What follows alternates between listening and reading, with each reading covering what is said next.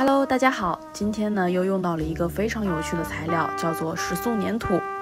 看起来是不是很有陶瓷的质感呢？让我们做起来吧。首先呢，需要拿一块垫板，然后我用的是这个牌子的石塑粘土，取出一小块之后，要使劲的揉搓。石塑粘土在没有加水之前呢，会有点干，而且很容易会有裂缝。这个时候呀，就需要加一点点水，将裂缝补匀。一个底座做好了以后，我们再做中间连接的部分。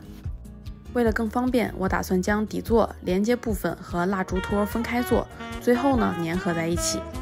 我将分解步骤简单的画在了屏幕的右上方。个人认为，我们不用太在乎它的形状，有自然的肌理反而是很好看的。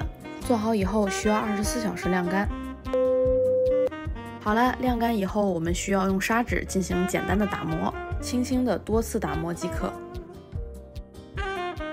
打磨好后，要用水彩颜料来上底色，这里就和我们平时画水彩的方法差不多。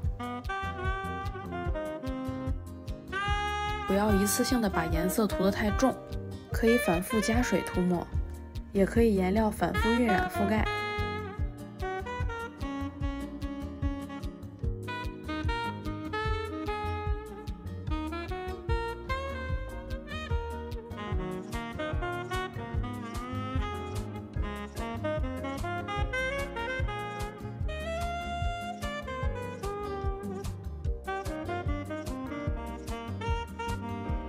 做好烛台以后，我又做了一个放耳环的小杯子，主要以蓝色为主，不过呢，我又加了一些对比色，这样的颜色晕染混合，让整个细节变得丰富起来。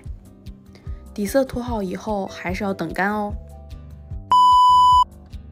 现在就要用到彩铅啦，你可以用任何的颜色来画你想要的图案。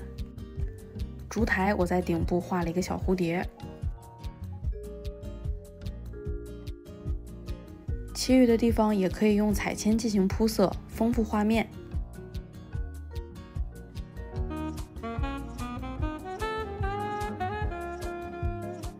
这个小杯子我就加了一些蓝色条纹。